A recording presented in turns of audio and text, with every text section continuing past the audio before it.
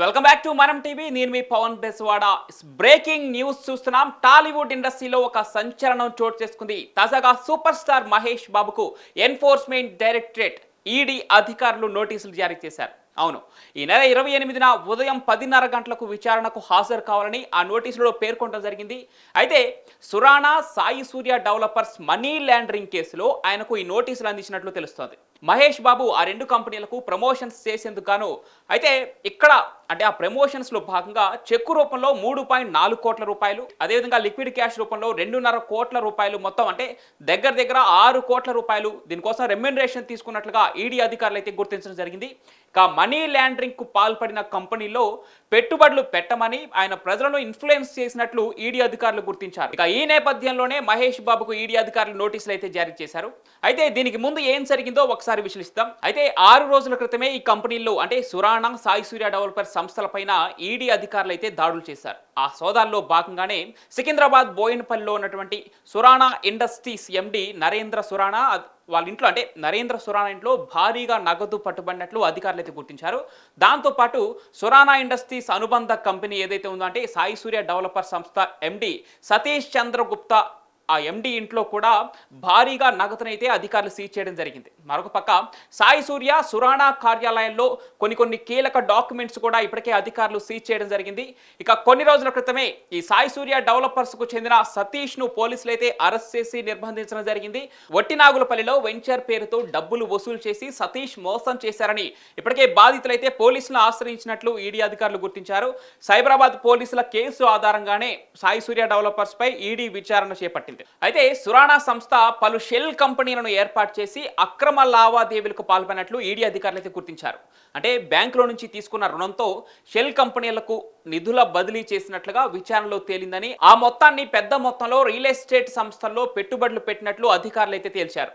ఇక ఈ వ్యవహారంపై ఈడీ మరింత లోతుగా దర్యాప్తు కూడా చేసే అవకాశం ఉంది. మరి మహేష్ బాబుపై ఇప్పటికే నోటీసులు జారీ చేసిన నేపథ్యంలో 22వ తారీఖు మహేష్ బాబుని విచారణకి పిలిచిన నేపథ్యంలో మరి మహేష్ బాబుపై ఎలాంటి చర్యలు ఉండబోతున్నాయని ముందు చూడాలి. మరొక పక్క సాయి సూర్య డెవలపర్స్ హైదరాబాద్లో కూడా పలు కంపెనీలకు భూములు అక్రమంగా అమ్మినట్లు కూడా ఈ విచారణలో తేలింది. మరొక పక్క ఈడీ అధికారులు దీనిపైన కూడా తనిఖీలు చేయడం జరిగింది. మైనింగ్, కాపర్, సోలార్ వ్యాపారాల్లో కూడా ఉన్నటువంటి సురానా గ్రూప్స్ పెద్ద ఎత్తున మనీ లాండరింగ్ కు పాల్పడినట్లు ఈడీ అధికారులు అయితే గుర్తించడం జరిగింది. అయితే ఈ రెండు సంస్థలు చెన్నైలోని ఎస్బీఐ నుంచి కూడా వేల కోట్ల రుణాలు తీసుకున్నారని అయితే తేలింది. అయితే తిరిగి చెల్లించకపోవడంతో 2012లోనే ఈ సురానా గ్రూప్స్ పై సిబిఐ కేసు అయితే నమోదైంది. అయితే 2012లో ఈ సంస్థపై సిబిఐ కేసు ఉన్నా కూడా మహేష్ బాబు లాంటి ఒక సూపర్ స్టార్ దీనికి మరి ప్రమోషన్ చేయడానికి ఎలా అంగీకరించారు, వారి లీగల్ టీం ఎలా సహకరించిందనేది మాత్రం నిగ్గు తేల్చాల్సి ఉంది. అయితే ఈ సిబిఐ కేసు నేపథ్యంలో వారి దగ్గర తనిఖీల సమయంలో వారి వద్ద నుంచి అక్రమంగా దగ్గర 400 కేజీల బంగారం సిబిఐ స్వాధీనం చేసుకున్నట్టు కూడా తెలుస్తుంది.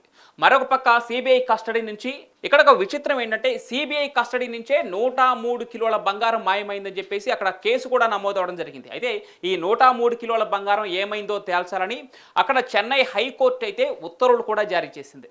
మరి రియల్ ఎస్టేట్ కావచ్చు, ఎంటర్టైన్మెంట్తో పాటు ఇంకా పవర్ సెక్టార్లలో కూడా సురానా గ్రూప్ పెట్టుబడులు పెట్టి వ్యాపారం చేస్తుందని అయితే ఈ విచారణలో తేలింది. ఈ క్రమంలోనే అసలు తాజాగా ఈ రెండు కంపెనీలకు ప్రమోషన్ చేసిన సూపర్ స్టార్ మహేష్ బాబుకి అయితే ఈడీ అధికారులు అయితే నోటీసులు ఇవ్వడం జరిగింది. ఇప్పుడు ఇది టాలీవుడ్లో సంచలనం రేపుతుంది.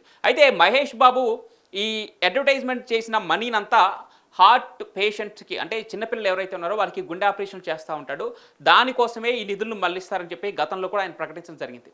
అది చేసేది సమాజ సేవే, కానీ సమాజ సేవ కూడా ధర్మబద్ధంగా చేయాలి. అంటే ఇట్లాంటి షెల్ కంపెనీలకు, మనీ లాండరింగ్కి పాల్పడిన కంపెనీలకు ప్రమోషన్ చేసి దాని నుంచి వచ్చిన డబ్బుని మీరు సమాజ సేవకు ఉపయోగిస్తానంటే ఎట్టి పరిస్థితుల్లో చట్టం అయితే ఒప్పుకోదు. కాబట్టి అయితే ఇదొక్కటేనా, ఇంకా ఇట్లాంటి కంపెనీలు ఏమైనా ఉన్నాయా? మహేష్ బాబుకి ఈ మనీ లాండరింగ్ చేసినటువంటి ఈ కంపెనీలకు వాళ్ళిద్దరికి మధ్య ఆర్థిక లావాదేవీలు అంటే మనీ ట్రాన్సాక్షన్స్ ఏ విధంగా జరిగాయి, బయటకు వచ్చిన వార్తలైనా ఇంకా నిజాలు ఏమైనా ఉన్నాయా అనే దిశగా ఈడీ అయితే విచారణ చేపట్టబోతోంది. చూడాలి మరి మహేష్ బాబు విచారణకు హాజరవుతారా లేదంటే డైరెక్ట్గా కోర్టును ఆశ్రయిస్తారా అనేది మాత్రం ఖచ్చితంగా చూడాల్సి ఉంది.